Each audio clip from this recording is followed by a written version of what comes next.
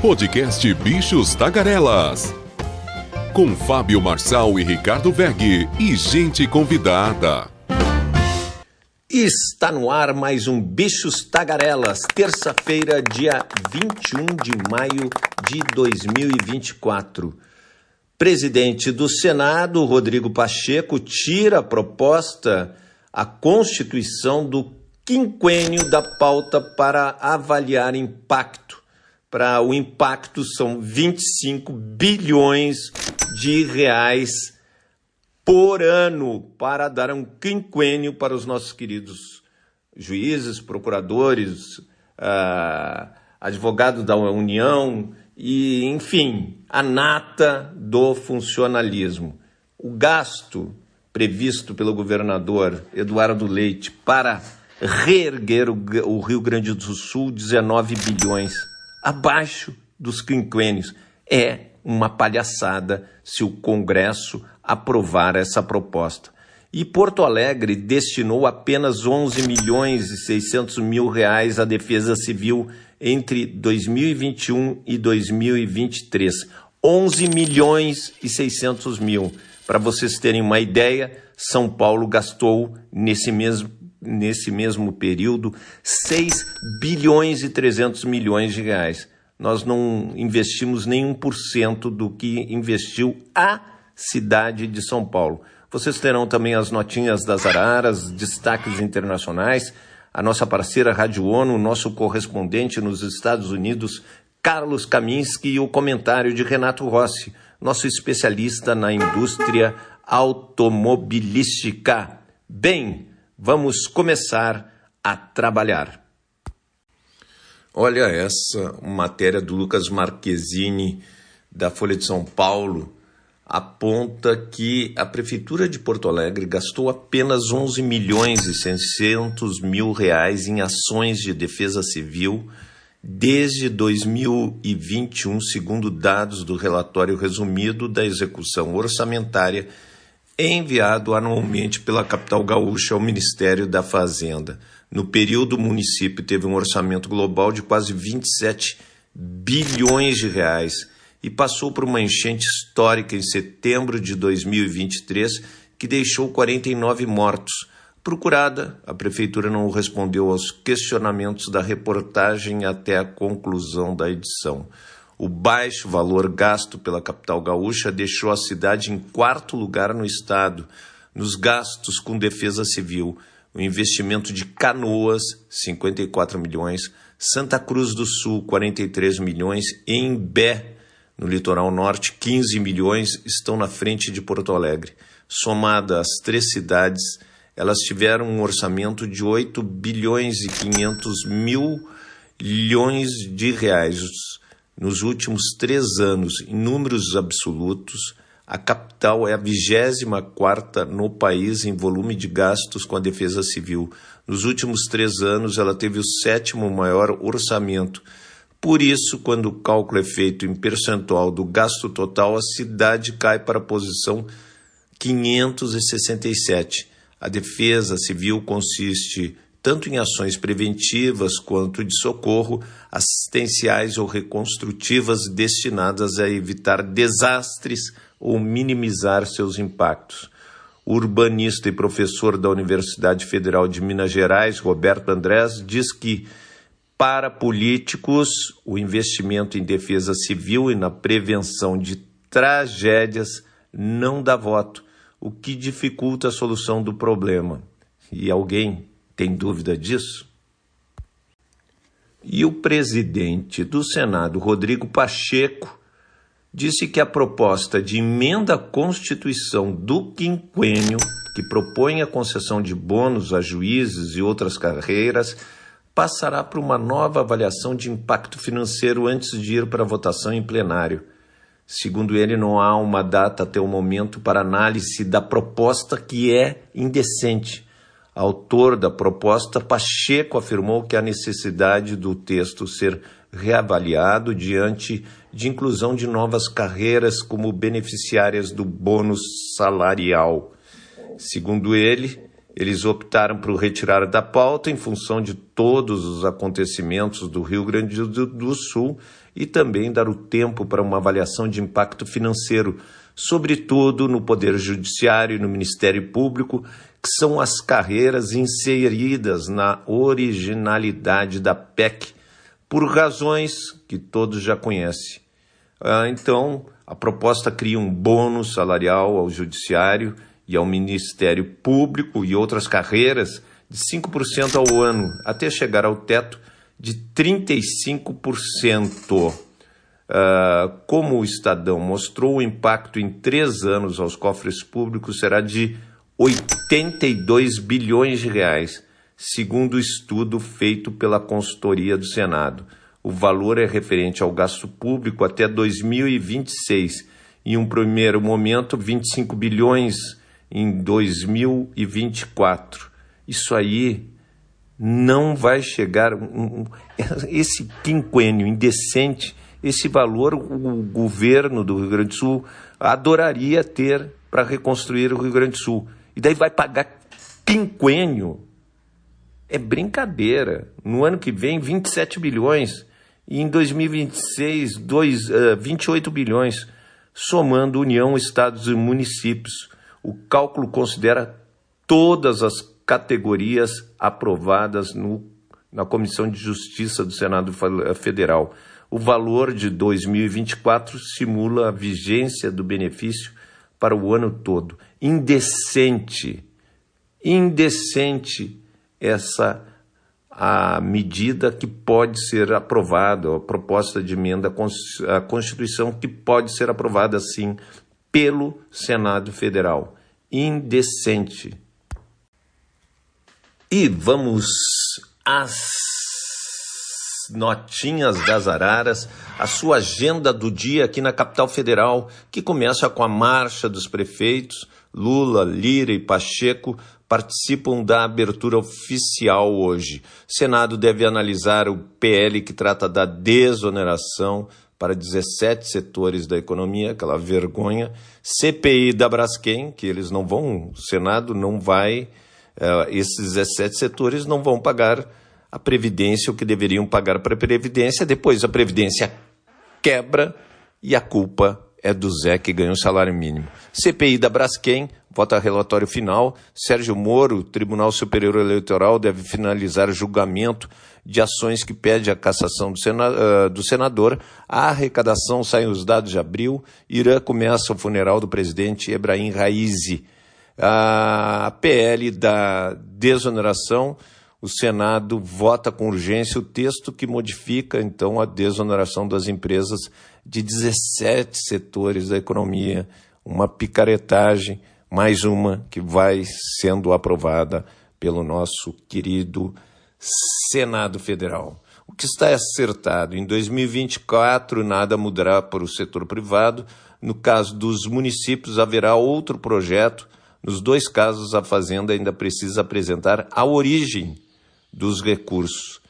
E é importante colocar aqui que o governador do Rio Grande do Sul repetiu diversas vezes que o volume das águas da chuva foram absolutamente inaudito e que não havia forma de prevenção possível. Só que em 1941 houve enchente muito semelhante. Em 2023 choveu também de maneira intensa e ninguém rebateu ali as declarações do governador. O que se vê é uma culpa muito grande da Prefeitura de Porto Alegre e a gente espera que todos os envolvidos respondam na justiça pelo que não fizeram, não pelo que fizeram. E o Enem, o ministro Camilo Santana disse que o calendário do exame será diferente para inscritos no Rio Grande do Sul. Não especificou os detalhes do novo cronograma. As alterações devem ser apresentadas nesta semana.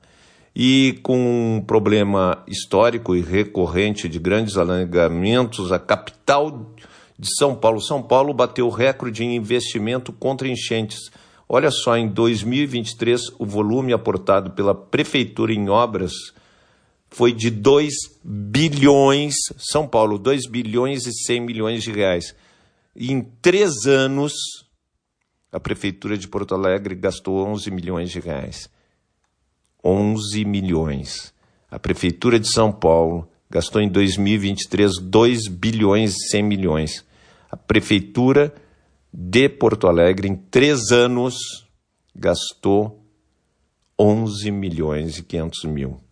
É brincadeira mesmo.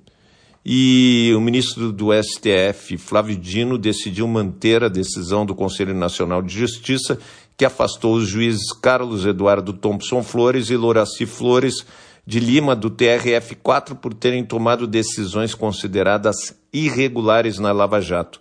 E o TSE retoma o julgamento do Sérgio Moro. A corte retoma, então, às 19 horas, a análise dos recursos do PL, da Federação Brasil Esperança, PT, PCdoB e PV, contra a decisão do TRE do Paraná, que absolveu, então, o senador Sérgio Moro. Os partidos acusam Moro de abuso do poder econômico, caixa 2 e uso indevido dos meios de comunicação. Dengue, foram registradas até agora 2.827 mortes, outras 2.712 estão sendo investigadas. É uma crise muito grande essa questão da dengue no Brasil. A Receita Federal divulga às 10h30 a soma de tributos federais e previdenciários e vai bater um novo recorde de arrecadação. É bom colocar que a arrecadação está crescendo cada vez mais. O que a gente espera que com esse crescimento da arrecadação cheguem investimentos aí no nosso estado, o estado do Rio Grande do Sul, que sofre com essa catástrofe. E vamos às manchetes internacionais. New York Times. A arrecadação de fundos declarada por Trump supera a de Biden pela primeira vez. Washington Post. Amal Clooney estava entre os que aconselharam a TPI sobre o pedido de prisão de Netanyahu e líderes do Hamas. Wall Street Journal, os céus mais bem pagos de 2023. Essa aqui eu quero ver. Clarim, Milei chama Sanches de covarde e diz que conflito com a Espanha eclodiu porque foi coordenado com o kirchnerismo. Meu Deus do céu. O País, Sanches mantém pressão para que Milei se desculpe e recebe apoio de empresas.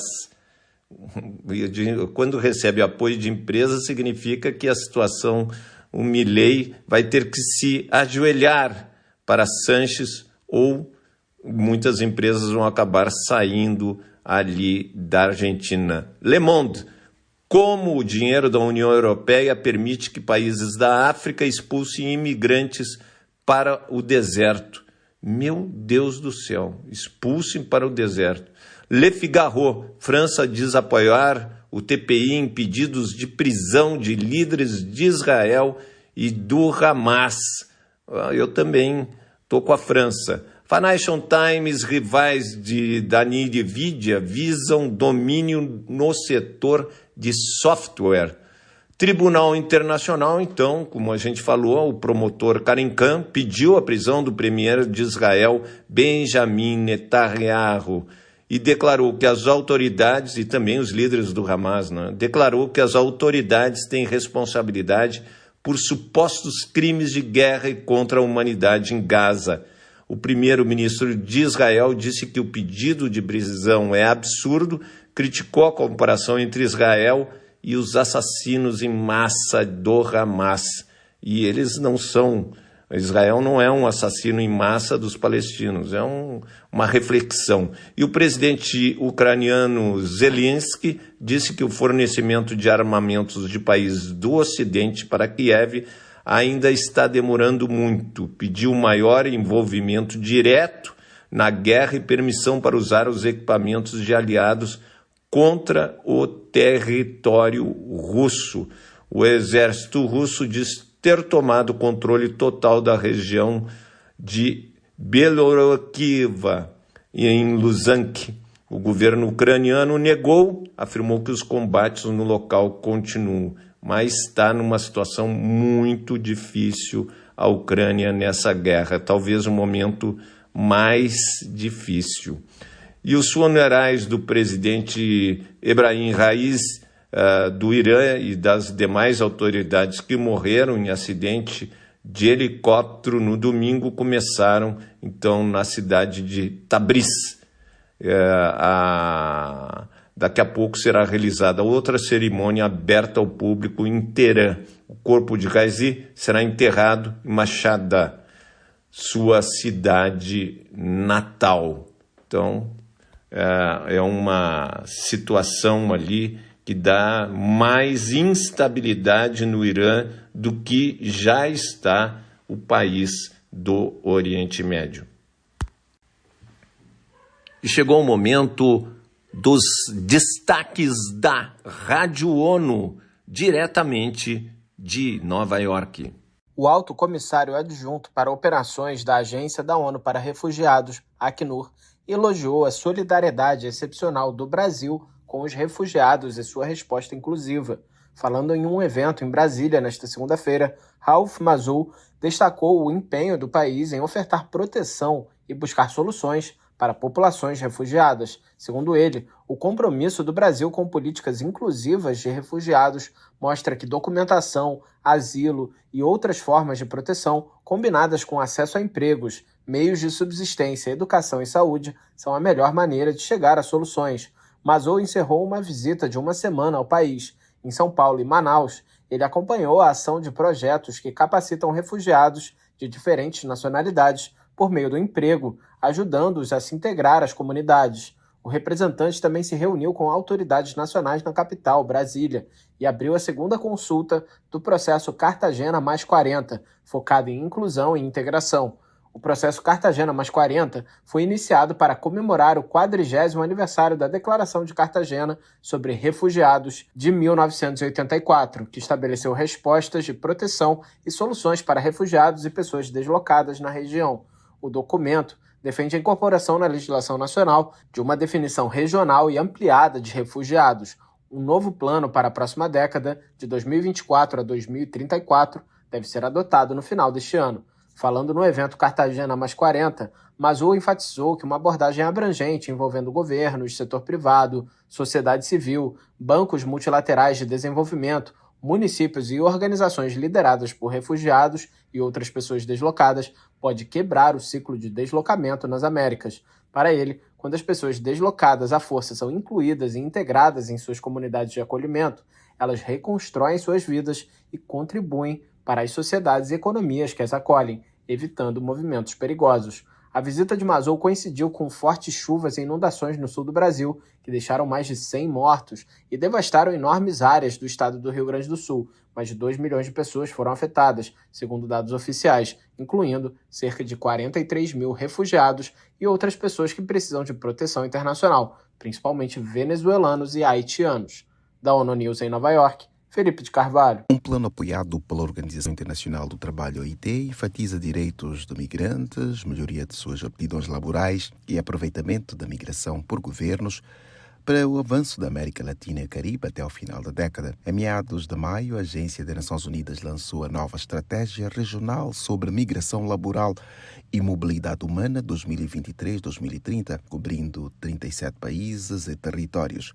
As áreas de destaque são reforço da governação da migração laboral e coerência política, implementação de princípios e diretrizes para o recrutamento justo e promoção de políticas públicas para criar empregos e reduzir a informalidade. As metas definidas incluem ainda a promoção da mobilidade laboral, formação e reconhecimento de competências e qualificações, melhora de sistemas públicos de proteção social e políticas de inclusão dos trabalhadores, migrantes e refugiados. A OIT aponta o trabalho como a espinha dorsal da migração. Em 2021, a América Latina e o Caribe tinham cerca de 5,9 milhões de trabalhadores migrantes. Destes, cerca de 40% eram mulheres. De acordo com os cálculos da OIT, em 2021, a América Latina e o Caribe concentrava 5,9 milhões de migrantes, total de 169 milhões de trabalhadores no mundo nesse regime. Pelas estimativas da Agência da ONU, o trabalho forçado realizado pelos trabalhadores migrantes gera lucros ilegais de 37 bilhões de dólares em todo o mundo.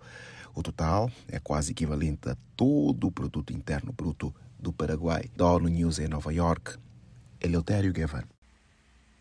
E o nosso correspondente Carlos Kaminski, atualizando os nossos ouvintes com o seu destaque diretamente de Nova York. Olá, Ricardo Weg, olá, Fábio Marçal, olá, Renato Rossi, bichos tagarelas, aqui Carlos Kaminski, de Nova York.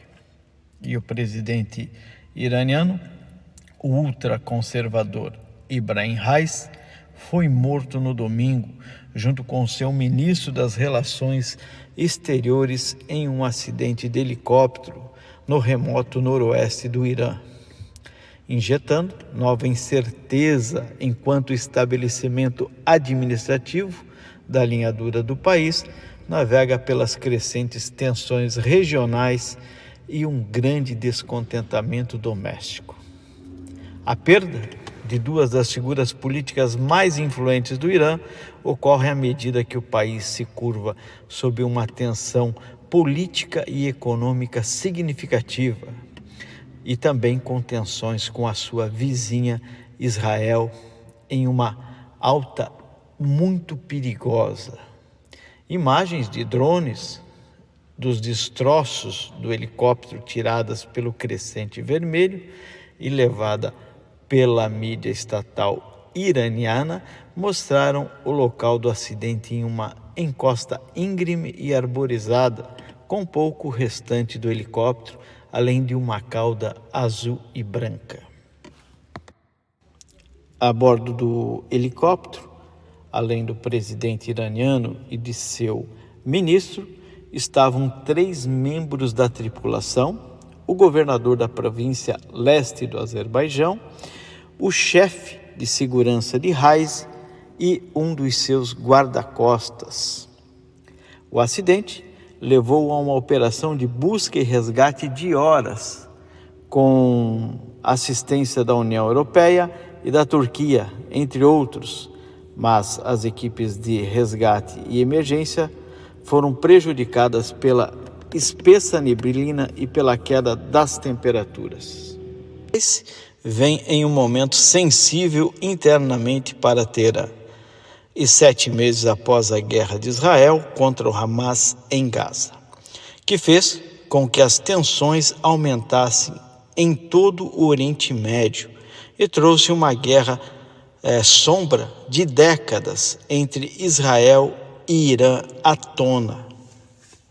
No mês passado, o Irã lançou um ataque sem precedentes de drones e mísseis a Israel, seu primeiro ataque direto ao país, em resposta a um ataque aéreo israelense onde vitimou alguns oficiais iranianos que estavam em Damasco. Sob Raisi, a liderança da linha dura do Irã enfrentou desafios significativos nos últimos anos, convulsionada por manifestações lideradas por jovens contra o governo clerical e condições econômicas sombrias. As autoridades iranianas lançaram uma crescente repressão à dissidência desde que os protestos em todo o país eclodiram sobre a morte de 2022 de uma jovem mulher sob a custódia da notória polícia de moralidade do país. Oficial da morte de Raisi, nessa segunda-feira, o governo do Irã convocou uma reunião de emergência e o líder supremo Ayatollah Ali Khamenei se prepara para nomear um novo presidente que eles possam apoiar. O próximo, na linha de sucessão presidencial, está o vice-presidente Mohamed Mokaba, que deve ser aprovado por Khamenei, o árbitro final de assuntos internos e externos da República Islâmica. A Constituição iraniana também determina que os 3 chefes dos ramos do governo, incluindo o vice-presidente, o presidente do parlamento e o chefe do judiciário, devem providenciar uma eleição e eleger um novo líder dentro de 50 dias após assumir o papel de presidente interino.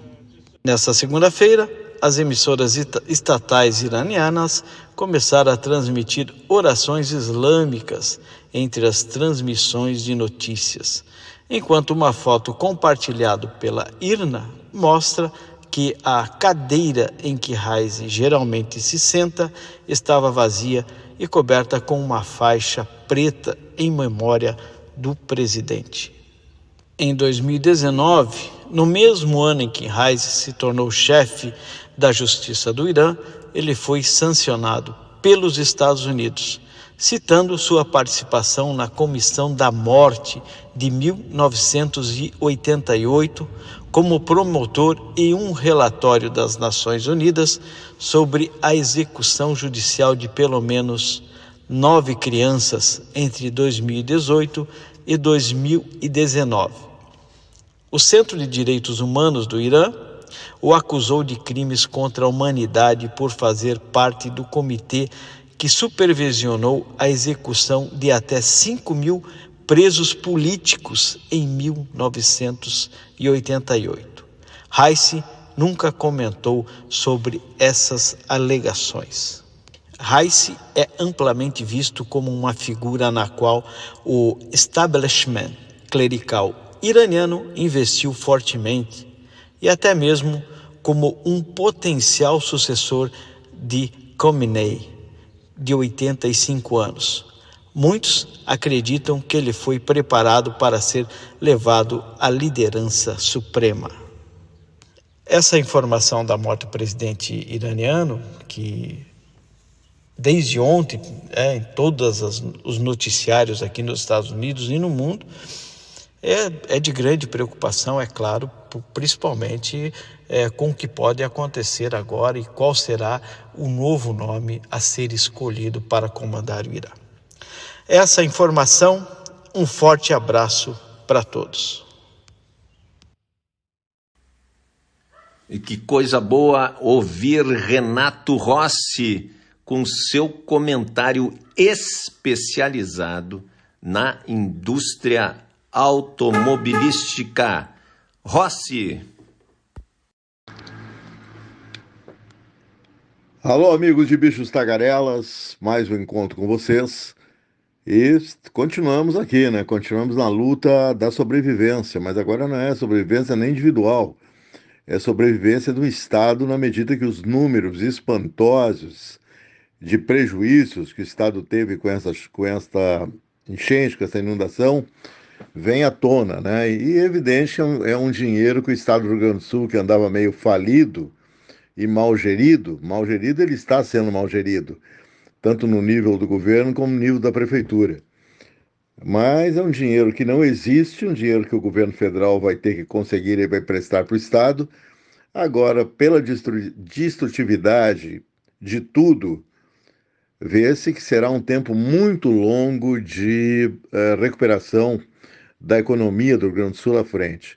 Não somente da economia, porque uma tragédia como essa que está ainda em desenvolvimento, as chuvas estão voltando com intensidade a partir desta quinta-feira, estão programadas chuvas intensas por um período maior, inclusive, na minha opinião, eles deram uma grande mancada, porque eles derrubaram uma parte do muro de proteção, já que esse muro também ficou absolutamente impotente para conter as águas do Lago Guaíba, que ultrapassaram o muro em mais de 1,5 metro, 2 metros, e não foi só isso, o muro estava cheio de brechas, com a sua estrutura em muitas partes apodrecida, Não sei como esse muro não veio abaixo, porque se viesse abaixo, o lago cairia em cima da cidade, ia ser um tsunami.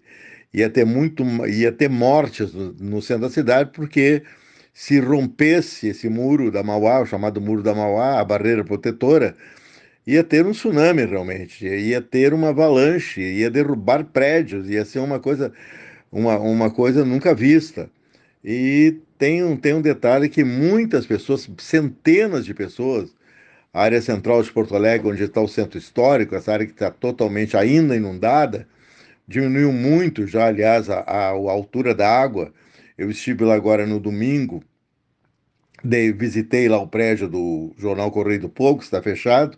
Isso também, como eu disse, é algo que me prejudicou profissionalmente, porque os meus espaços não foram mais veiculados, comentários do mercado automobilístico, programa Conversa de Carro no sábado. Eu tinha preparado até um programa especial sobre uh, questão do como a água afeta um automóvel, né? Há uma contagem aqui inicial que talvez a frota que ficou submersa, que teve perda total, ela ultrapassa 300 mil veículos, pode ser bem mais do que isso. É um prejuízo imenso, imenso. As pessoas, e grande parte, como atingiu muitas periferias também, onde as pessoas têm seus carros seminovos, alguns bem usados, claro que ali o seguro contra catástrofes climáticas não existe, né? Ele existe porque é o chamado seguro compreensível, ele custa muito caro. Só que pessoas de menor renda têm seus carros, usam na maioria das vezes esses carros para trabalhar, e os carros agora estão perdidos, né? E aí essas pessoas não vão conseguir repor um outro carro num curto espaço de tempo, ou talvez nem tenham mais automóvel, porque fica muito distante do poder aquisitivo de uma classe social mais desprivilegiada, que eu já repeti 150 mil vezes aqui nos meus comentários de rádio, nas minhas matérias jornalísticas, que no Brasil, esse Brasil terrivelmente iníquo, quem entra pelo cano são os desprivilegiados financeiramente, né, economicamente. É aqueles que vivem em condições de bastante risco, de alto risco, em geral nas periferias das cidades do Brasil. E os que vivem no interior, como nós temos aí agora, estão os bombeiros, junto a cães farejadores, estão fazendo o rescaldo de grandes áreas do interior do estado, de cidades devastadas, onde tem muita gente debaixo da terra. Centenas de casas foram levadas por aluviões, já que as pessoas constroem suas casas em encostas de morros. Claro que, na maioria das vezes, burlando a legislação, simplesmente chegam ali, colocam a casa e não tem nenhuma legalidade nessa casa. E o Estado brasileiro também permite que pessoas vivam em áreas de alto risco. Como agora nós tivemos recentemente, foi o ano passado, a tragédia lá de Petrópolis, no Rio de Janeiro, que é um absurdo, que veio abaixo de casas naqueles morros ali, em toda aquela região montanhosa de Petrópolis. Quem conhece aquilo ali sabe que é uma ratoeira. Aliás, eu fico muito assustado quando eu passo, e o ano passado eu passei no mínimo 2 vezes pela Rio Santos em teste de veículos. Do Rio de Janeiro a São Paulo, houve um processo de favelização de uma estrada de 400 quilômetros, que não tem mais um ponto daquela estrada, que de um lado está o mar, com praias belas e muitas vezes escondidas até da visão a partir da estrada, mas se você pegar uma estradinha transversal à rodovia Rio Santos, você vai encontrar praias paradisíacas, mas de um lado tem isso, do outro lado uma linha contínua de 400 quilômetros de favelização. É um perigo, aliás, andar de carro por ali à noite e tal, porque você pode facilmente ser assaltado e morto. Eu já fui perseguido por 2 caras num carro e não foi fácil ter me desvencilhado dos caras depois de muitos quilômetros, jogando tudo que eu sabia de pilotagem para que não fosse alcançado, que eu pudesse entrar no posto de gasolina, e foi o que eu fiz. E aí os caras passaram. Ali ninguém vai se aventurar numa Rio Santos com toda uma marginalização que existe lá. Claro que nem todas as pessoas que têm casas na margem daquela precariedade em que vivem nas margens da rodovia, que deveria ser uma rodovia sem nenhum tipo de moradia próxima, até porque isso é muito perigoso, porque fica havendo um fluxo de pessoas que atravessam a Rio Santos, o leito da rodovia, ali a proliferação, o número de pessoas mortas em atropelamentos é enorme, mas tudo isso significa só uma coisa, o processo de favelização do Brasil. É por isso que tem uma entidade aqui não governamental trabalhando em Porto Alegre, a CUFA, que é a Central Única das Favelas, né, que é uma entidade poderosa que movimenta hoje no Brasil, nas promoções da CUFA. Eles fizeram no Rio de Janeiro um evento para mulheres e conseguiram uma adesão de mais de 17 milhões de pessoas. Um negócio absurdo, a capacidade de mobilização que tem essa CUFA. Bom, eu não estou dando um número exato, amigos, né? De repente vocês vão me acusar de fake news. A CUFA é a central das favelas. Reparem só o processo de favelização que se instalou no Brasil e virou até uma organização não governamental poderosíssima. Agora, se nós formos ver sem nenhum romantismo isso, extremamente louvável o trabalho da Central Única de Favelas, nós vamos ver que a favelização, por exemplo, da cidade de São Paulo é um negócio absurdo. E são aquelas imensas Paraisópolis, Divinópolis, favelas que têm tamanho de cidades, numa cidade que é rica também, como São Paulo, aquele contraste constante que a gente encontra na maior cidade da América Latina. E tudo isso reflete, quando dá essas desgraças ecológicas, que estão sendo comuns, intensas e frequentes, a gente vê que, de repente, já existe um pecado capital, que é a divisão social desse país, que coloca ricos seguros cada vez mais nos seus guetos, altamente fortificados, com seus exércitos particulares, que muitas vezes nem isso é suficiente para que a pessoa seja morta dentro de um bairro de elite, porque foi assaltado por cada vez assaltos mais violentos. E essa iniquidade social, essas divisões e essa divisão social que coloca as pessoas, milhões de pessoas morando em áreas de risco, contribuíram também aqui no Rio Grande do Sul, também junto à negligência com regras ambientais, a permissividade com que dão também licenças para que empresas tomem conta de áreas mais nobres das cidades. Quando eu falo empresas, eu falo grandes grupos econômicos internacionais que hoje promovem uma tremenda especulação imobiliária no Brasil. São eles os donos, por exemplo, daquela excrescência que fizeram em Camboriú, onde agora o homem papagaio está colocando um cheque de 323 milhões para comprar um terreno, comprou já um cheque à vista para comprar um terreno onde ele pretende fazer um prédio com 535 andares. Tem aquela história bíblica, né? Eu não sou muito chegado em história bíblica, mas é a Torre de Babel. O cara quer construir a Torre de Babel lá em Camboriú. E talvez o cara consiga um milagre, né? Porque ele constrói uma torre daquela tipo Torre de Babel, que segundo a conta a Bíblia, foi lá que ninguém mais se entendeu. Aí que nasceram os idiomas, é um negócio meio estranho, né? Acreditar numa história dessa não é fácil. Mas talvez esse aí, o homem papagaio, consiga o inverso, né? Ele faz a torre, enche de um monte de chinês, japonês, americano predador, especuladores internacionais, e todos ali vão falar uma língua só, que é a língua da ambição desmedida, da especulação imobiliária, do capitalismo selvagem e tudo que não se deve fazer num país, e que o Brasil faz, né? Por isso que chegamos a esse estágio aqui de uma catástrofe, tudo bem, mas as catástrofes ambientais estão acontecendo em outros lugares do mundo e sempre as atingem com muito mais intensidade os países pobres, desamparados. Isso aconteceu com a gente agora. Mostrou essa catástrofe aqui em Porto Alegre, no Rio Grande do Sul, como o Brasil e comunidades urbanas e comunidades rurais estão desamparadas diante de qualquer evento climático de maior intensidade.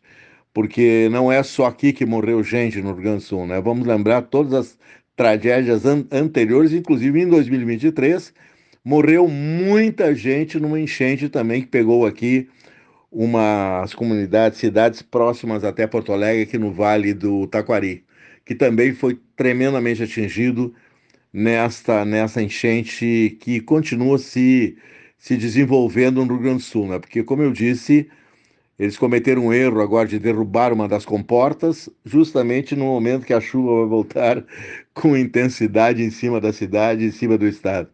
Não dá para entender, sinceramente. Até amanhã, amigos. E acabou-se o que era doce. Agradecer o Cielito Rebelato Júnior pela edição do Bichos Tagarelas. Agradecer ao Ricardo Egg, produtor, diretor, especialista em marketing digital, principalmente político. Agradecer também o nosso correspondente Carlos Kaminski em Nova York, onde temos também os boletins diários da Rádio ONU e também o nosso comentarista, especialista na indústria automobilística, o franco-brasileiro Renato Rossi. E não deixaríamos nunca de agradecer você, ouvinte, pela audiência aqui no Bichos Tagarelas.